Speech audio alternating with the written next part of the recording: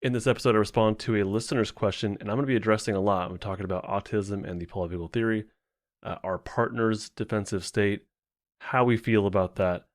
My name is Justin Sinceri. I'm a licensed marriage and family therapist that thinks the world needs a new paradigm for mental health. Welcome to Stuck Not Broken.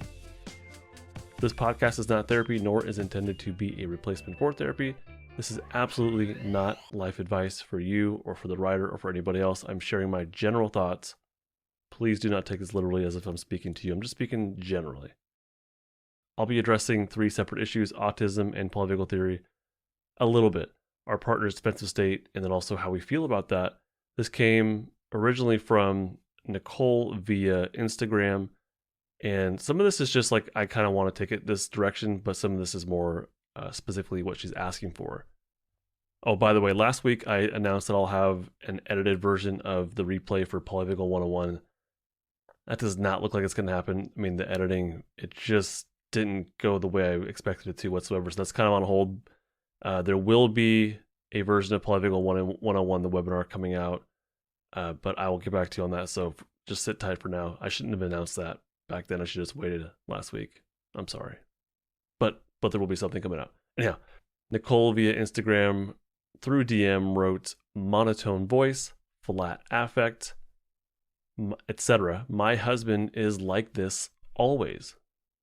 Autism also displays these characteristics. I have 2 kids with Asperger's. What is the correlation, please? Is he autistic or just constantly down the ladder?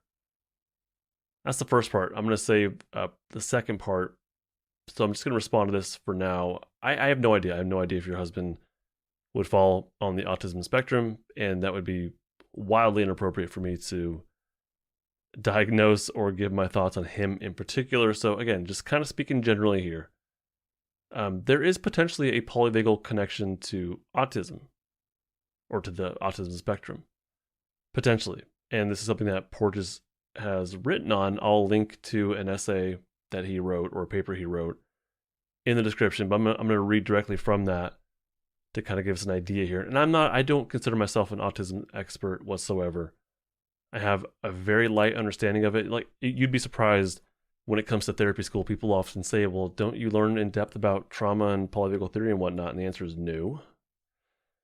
And likewise, we get some education on the autism spectrum, but not a whole lot, in my opinion. A lot of the stuff is like what we learn after schooling, or at least my experience.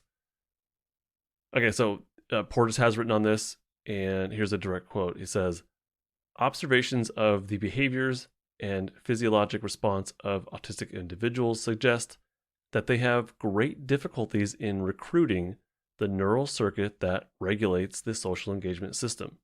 And so that's one part, but on top of that, he says, because the vagus is integrated into several feedback systems involving both peripheral and central structures, depression or dysregulation of the vagus might be manifested on several levels. So let me quickly interpret that as best I can here. The first part of that, he's saying that basically saying that autistic individuals potentially could have basically a difficult time accessing their ventral vagal, their safety state. That's basically what he's saying. And then the second part of what he's saying is that the vagus is connected to so many things that if there is some dysregulation via the vagus, through the vagus, then we would see dysregulation in different in different aspects of someone who's on the autism spectrum, which I'm going to go into in a little bit here. So not just social, and usually I think a lot of times we associate autism spectrum with the sociability aspect of it, but there is potentially much more. So basically, someone in a state of defense has less access to their safety state, and this is a non-spectrum individual. They have less access to their safety state. Me, you, anybody. If we're in a state of defense, if we're down our polyvagal ladder, we simply have less access to our safety state, which is potentially very similar for someone with autism, but the potential for self-regulation seems to be different. And again, I'm not an expert, but there seems to be a big difference in the potentiality for self-regulation, for climbing our own ladder on our own. So someone can become in a defensive state just day to day, someone who's not on the spectrum, but they can get back up to their safety state. They can self-regulate through whatever it is, or even receive co-regulation. And it's really not a big deal. Someone who is on the autism spectrum simply has less access to their safety state. It seems like chronically. And it's not just that, so it's not just an issue of not being able to socialize. The safety state is not just for socialization and like social engagement, but that's where critical thinking happens. That's where health and growth and restoration happens. A lot of things come along with being in our ventral vagal state of safety and social engagement. It's not just about social engagement. So a lot of things come along with that. But that's the similarities, that someone in a state of defense has less access to their safety state. Similarly, someone on the autism spectrum seems like has less access to their safety state, or that's what Porges is arguing. That's the connection. But it obviously is not that simple either. So autism in particular will have other characteristics that are not necessarily part of a typical down the ladder individual. So we have to kind of differentiate what these could look like. I got this from autismspeaks.org, and I'll put a link in the description to an article called "What Are Symptoms?" or "What Are the Symptoms of Autism?" I believe. But I'll have a link in the description. So people with autism not only have the social engagement difficulties, but they also might have challenges with spoken language. And again, this is directly from that website. It says 1/3 of autistic people are nonverbal. Someone is in a defensive state, even a stuck defensive state, that's not on the spectrum, isn't necessarily going to have issues with their ability to utilize language. Someone with autism may have repetitive body movements, for example, rocking, flapping, spinning, running back and forth. Someone on the spectrum may have repetitive motions with objects, like spinning wheels, shaking sticks, flipping levers. Somebody on the spectrum may have behaviors of staring at lights or spinning objects. They may have ritualistic behaviors, like lining up objects, repeatedly touching objects in a set order. This individual may have narrow or extreme interests in specific topics. They may have a need for unvarying routine and resistance to change. For example, the same daily schedule, meal menu, clothes, the same route to school. And they may also have sensory issues like being over or under sensitive to sensory stimuli like lights. So these are not necessarily aspects of someone who's in a stuck defensive state, or even just in a defensive state that they can self-regulate out of. For someone on the spectrum, this is kind of day in, day out, it sounds like, aspects of life. But there are similarities with someone who is in a defensive state.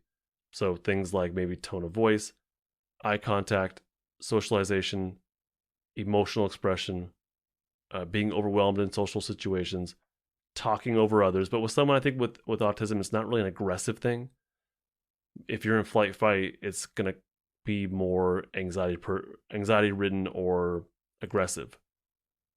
And it's more than just like missing social cues. There's aggression to it. There's dominance. That's a part of it.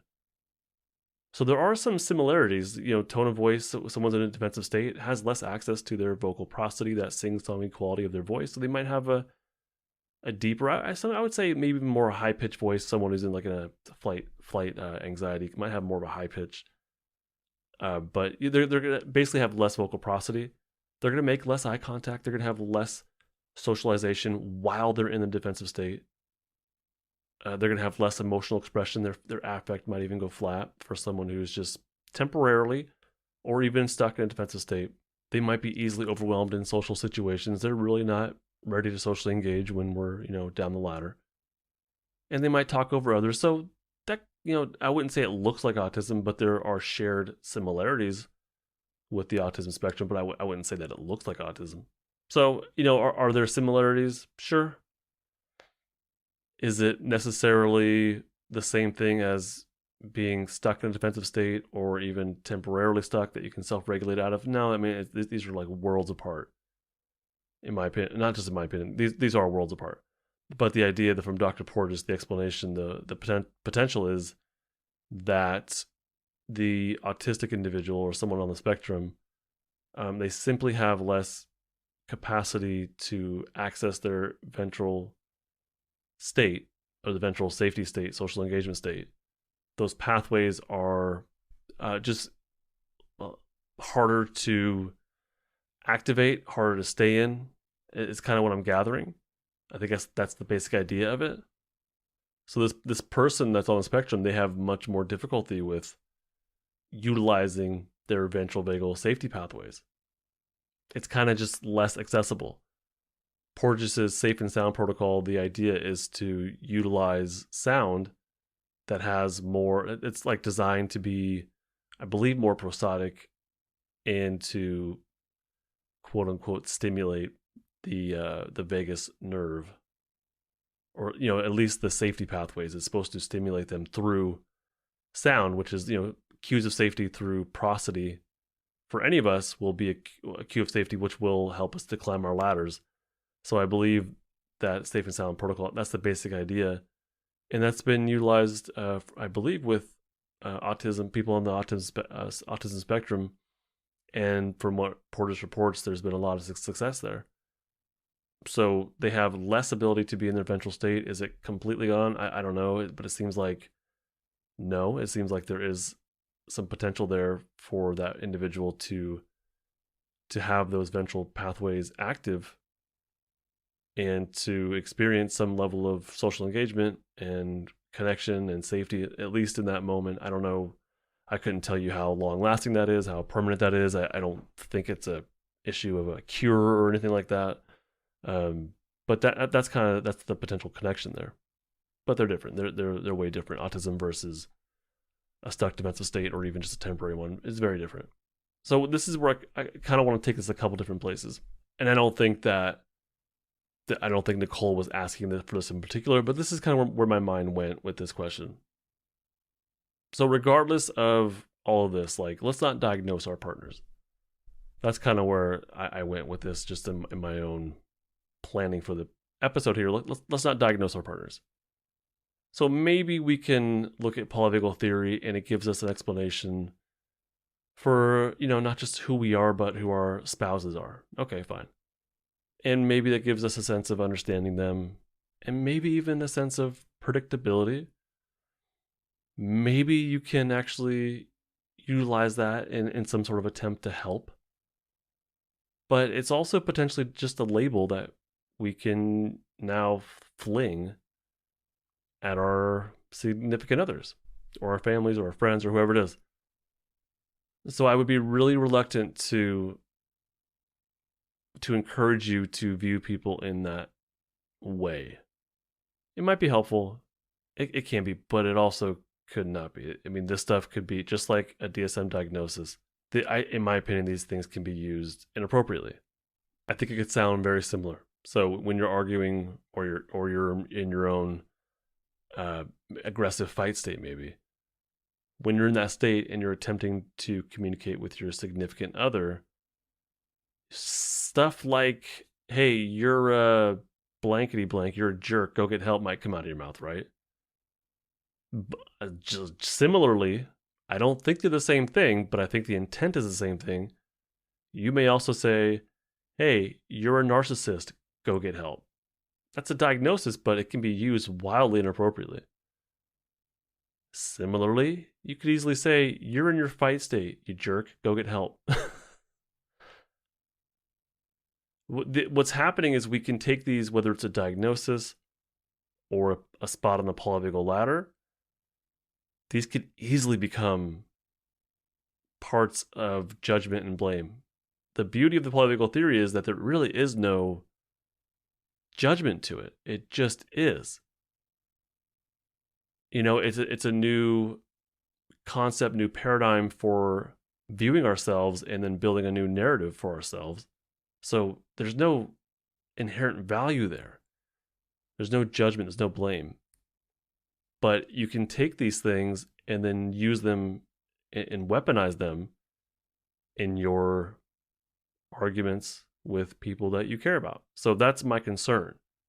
And again, I'm not picking this up from Nicole. I'm not saying that. This is just in general. This is my concern in general.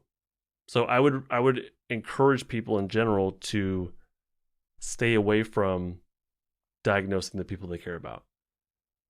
And whether you're diagnosing through the DSM or you're diagnosing through the polyvagal ladder, or just diagnosing through comments like calling people names like jerk and asshole and stuff, whatever the labels, but let's not call it a diagnosis, let's call it a label. No matter what your paradigm for labeling somebody is, this can be weaponized in that way. The message is that you're the problem. You have the diagnosis. You're abnormal. You're not treating me right. There's something wrong with you. So being able to see the polyvagal theory and apply it to others, I mean, as a therapist, that's what I do.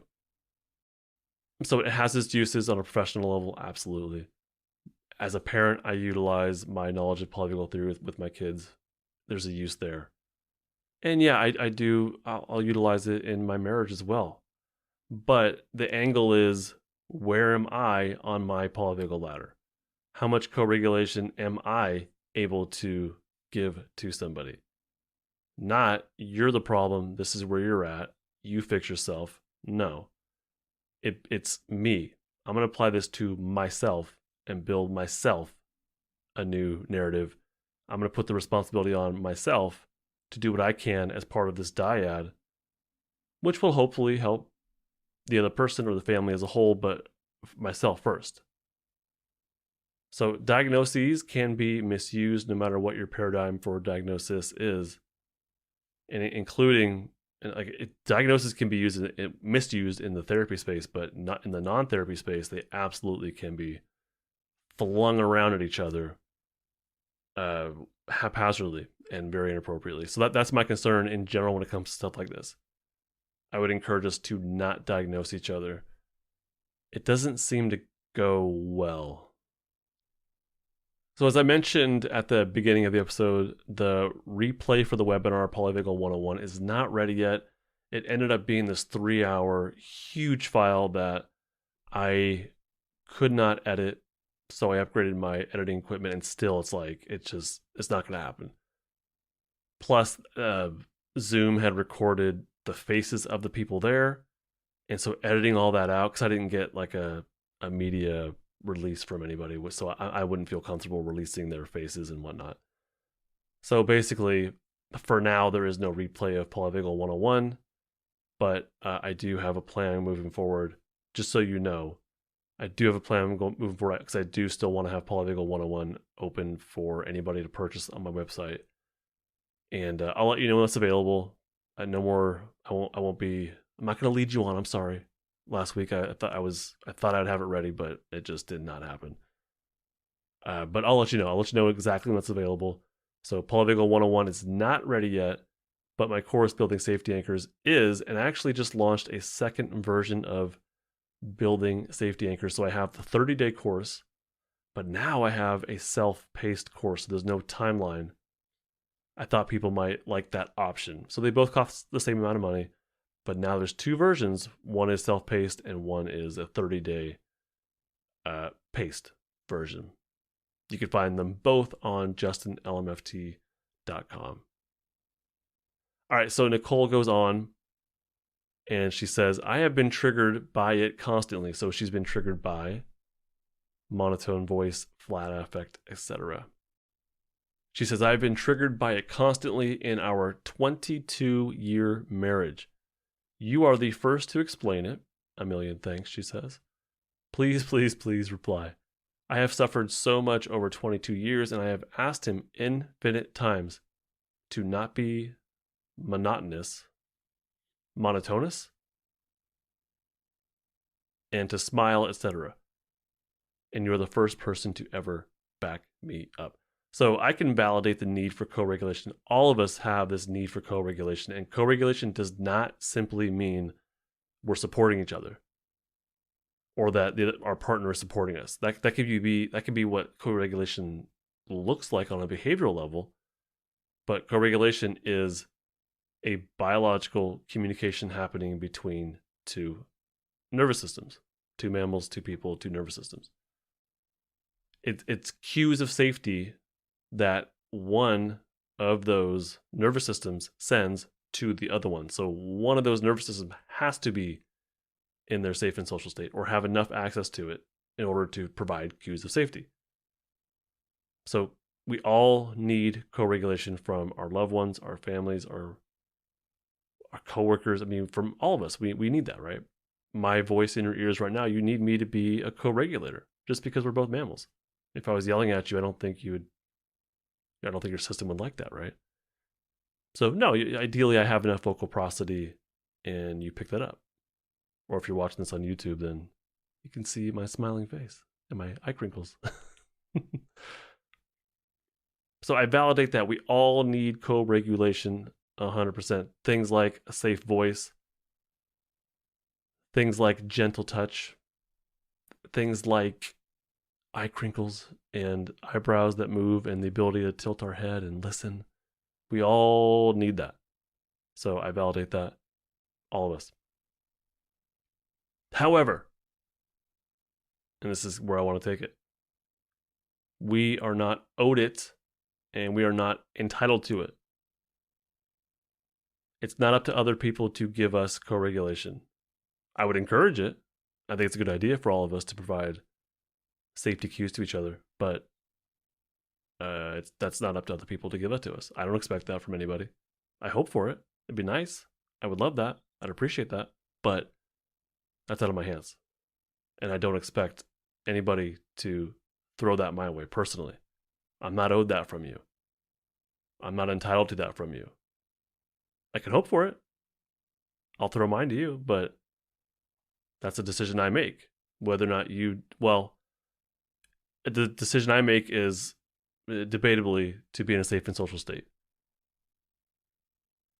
Once I'm self-regulated enough, then I will send safety cues naturally. I would hope that all of us are doing that same thing, but that's out of my hands. I can't demand that from you. Even though I need it, we all do, because we're mammals. We all need it. So really, it's not up to us to demand it from others, but it is up to us to find people in our lives that are able to give it to us. I would love it if everybody in your family, everybody in your life was in their safe and social state and offering you co-regulation. I would love that for you. But that may not be the reality. Whoever you let in your life is who you let in your life at this point. I mean, especially once you're kind of aware of this, the people you allow into your life, look at that as a choice you're making. And if they're not self-regulated enough, you're allowed to say no. At least for new people coming in your life. And for the people that are there, creating those healthy boundaries is a really good idea. But to expect them to be what they are not is not fair to them, I don't think. So again, I don't think we're entitled to it. I don't think we're owed it. It'd be nice. It'd be great. We need it, but that's out of our control. But what we can control is people that we allow into our life. Co-regulation does not come from demanding it from somebody else.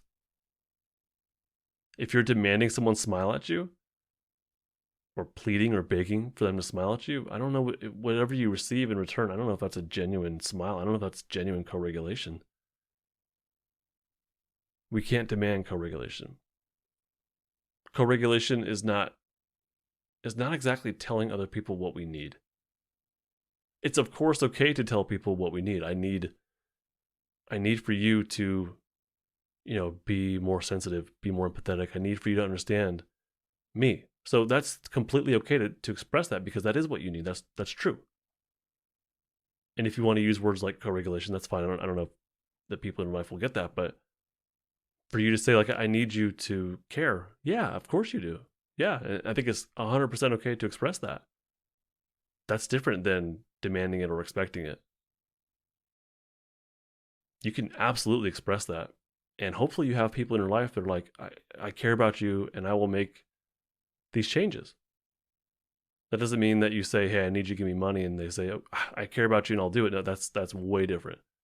Basically, you're saying, I need people in my life that are self-regulated enough to be safe people that I surround myself with. And hopefully you have people in your life that are invested in their own self-regulation and their own well-being, and they can, work on that. Not exactly for you, but hopefully that's a priority of theirs. So it's 100% okay to say, I need this in my life, but ultimately someone can say no. And maybe that comes from a defensive state. It doesn't matter. Like, they have the ability to choose no. We don't control the people.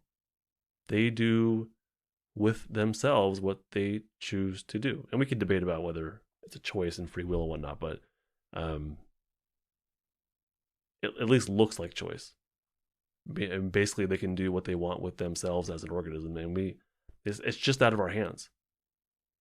And I know this is obvious, but I don't think it hurts to remind us of that. So yeah, do we need co-regulation? Yes. Can we expect it from others? Yeah. Can we demand it? No. Can we express that what we need from others? Hell yeah. Can we allow people in our life that fulfill what we need? Yup. Can we boot out of our lives people who don't fit what we need? Yeah. Can we create healthy boundaries between ourselves and those that aren't getting booted out, but just we need some healthy boundaries? Yup. Yeah, absolutely. For sure. Ultimately, I mean, it might be hard, yeah, but yeah, we can. What I would encourage all of us to do is to be self-regulated first and then provide co-regulation. This might seem backwards because we need co-regulation in order, at least as children, in order to build the ability to self-regulate. I mean, we always need co-regulation, but as children, hopefully we got enough of that in order to build self-regulation. And some of you may not have. Like, you listening may be like, I didn't get that. I'm not very well self-regulated. I need it from other people. And that's true. But that also might not happen.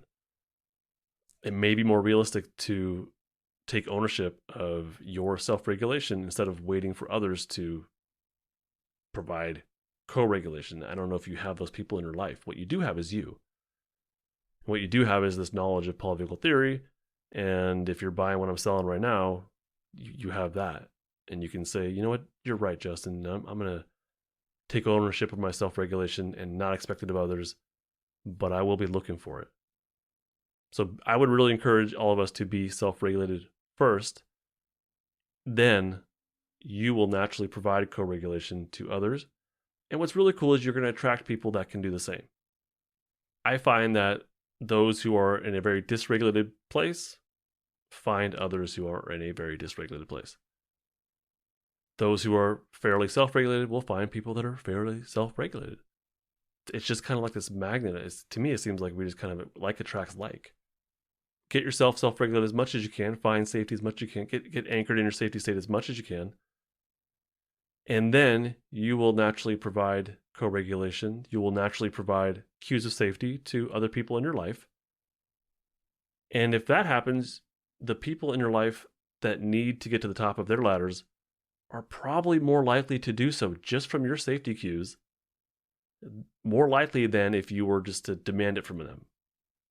You being self-regulated and then offering that cues of safety to other people is probably more helpful than you being dysregulated and demanding it and guilt-tripping people about them not giving you what you need.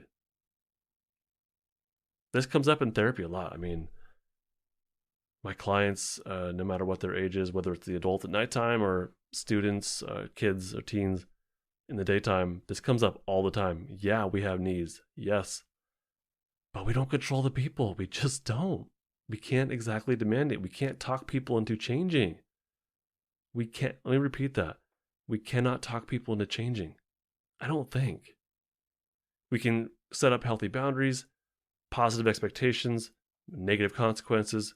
We can say, hey, you're not a part of my life until you make change. We can, that's more about like us making choices for ourselves though.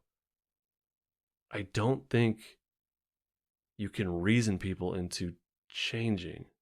They kind of have to be at least open to that in the first place.